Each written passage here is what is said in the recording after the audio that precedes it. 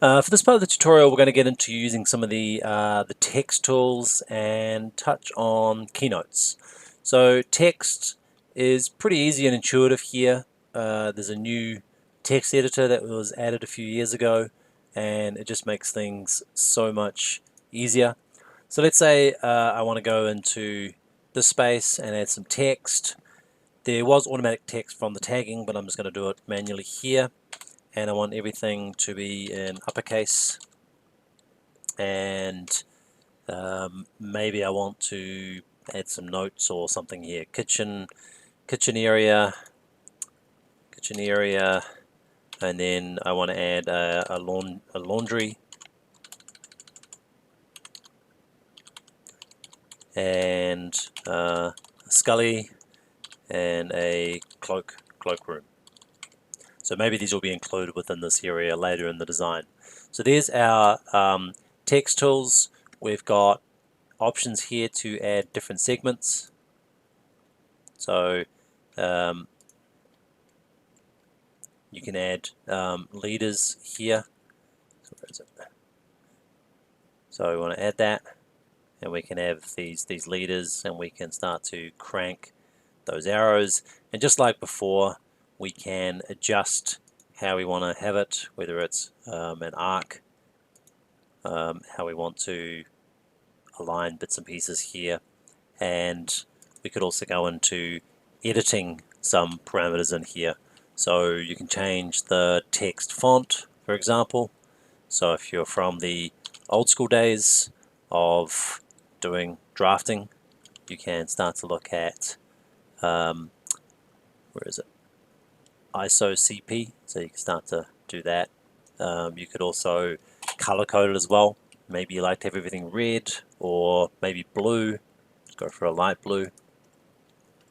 And we can do line weights, backgrounds transparent, we can show borders, we can change that arrowhead. Some people don't like the arrows, so we might want to have this one as a filled dot, and we could even adjust that text size. You can see on the screen maybe it was a little bit too small, so let's get it up to 3 mil, and we'll leave the tab as is, and that's about it. We'll go and do that, and you can go apply to see how that's going to display before you actually do it. So here we have it showing up, and go OK to commit. And now we have nice little bit of text here in the olden ways of how we used to do it with the templates on the drawing board. I'm going to remove that leader, remove the leader, and that will take that out.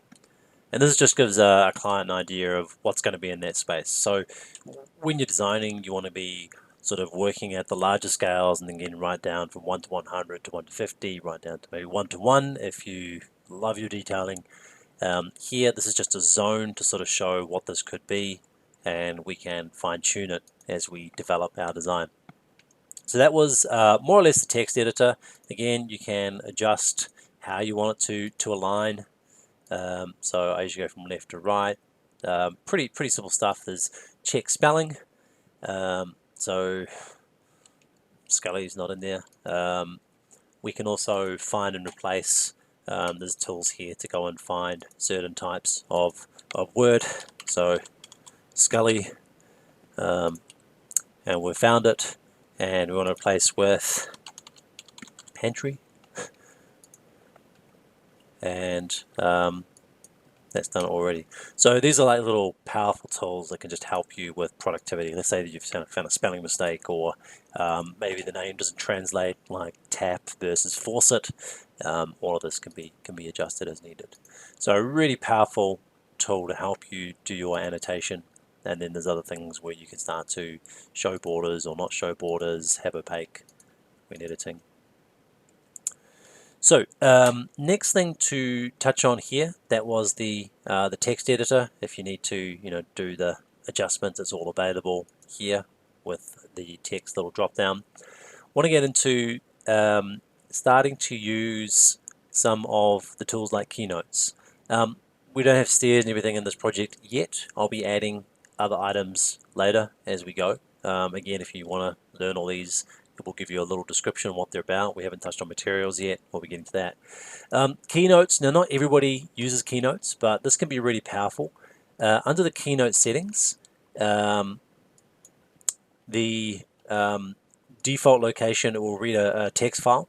So I am going to just cancel out of that for now. Just going to see if my keynotes will work with a basic element keynote.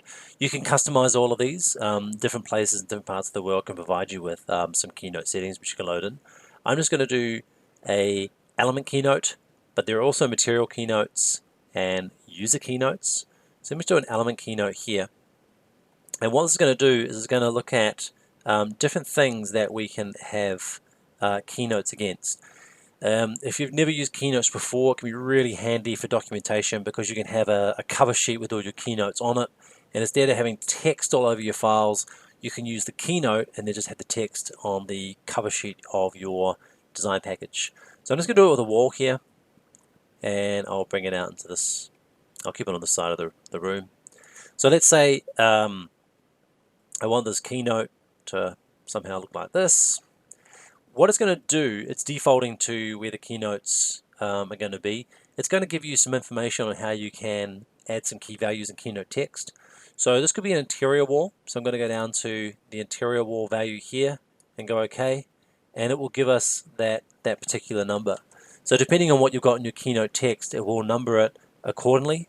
Now you could, again, change that, or you could go back into the keynote editor and adjust it again. So there's all these different tools you can use, and of course, like when you've got that keynote value number on your cover sheet, you can have a description on what that's about, but in your drawing you can just have a nice clean number here as opposed to having heaps of text all over your files. Not everybody does it. It just depends on the type of project, the way you produce your drawings, where you want the information. Maybe you want all those notes on the sheets. You can do that with this text editor. But Keynote can be very powerful as well. Last few things to look at here could be things like symbols. We've done stuff on the color fill. We're not doing anything on duct and hydraulics at the moment. We've got symbols, and this could be scales or north directions. This has a north arrow located in the project. So I could either do this in this view or another view. I'll just throw it up here. And that now tells us which way up is north. You could go and edit this. There could be a leader head for that north arrow. You could change the family as well to have it display in the way that you want to have it. I think, by most applications, that's interesting how the text is looking a bit odd there. You can customize, all of these things if you go to edit family. So for the last little bit, we don't have any structural flaws or anything in here, so we won't touch on any of that. Stair path we'll come back to once we get some stairs in here. We'll do a quick edit of this north arrow. So edit family.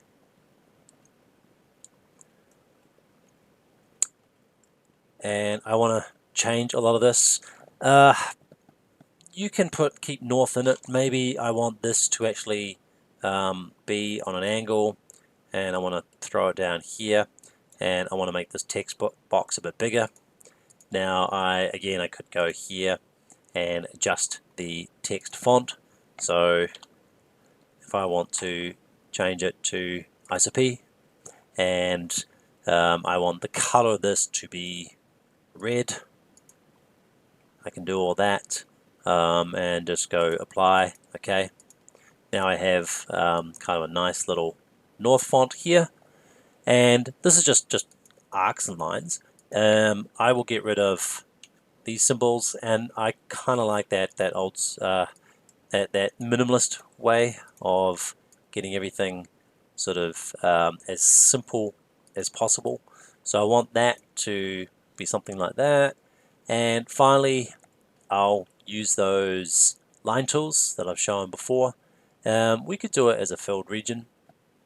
Now you could use tools like this one to highlight and lock it in, depending on how precise you want to be with everything.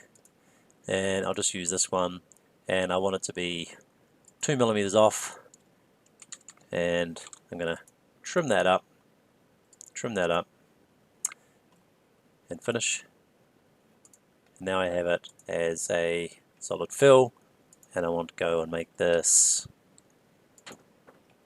red. Okay, now that's showing up, and I'll do the line types here as well, all in red.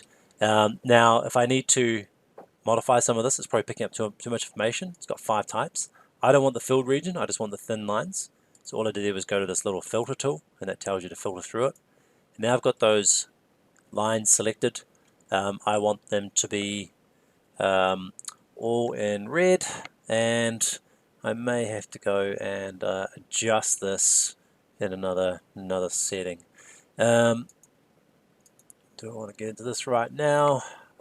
We can do it right now. We will be covering this at a later date. Let's just see if that's going to help us there. No.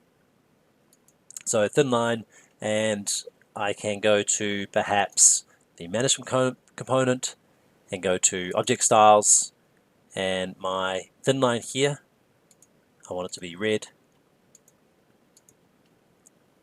Apply. Okay. Now we have it as red.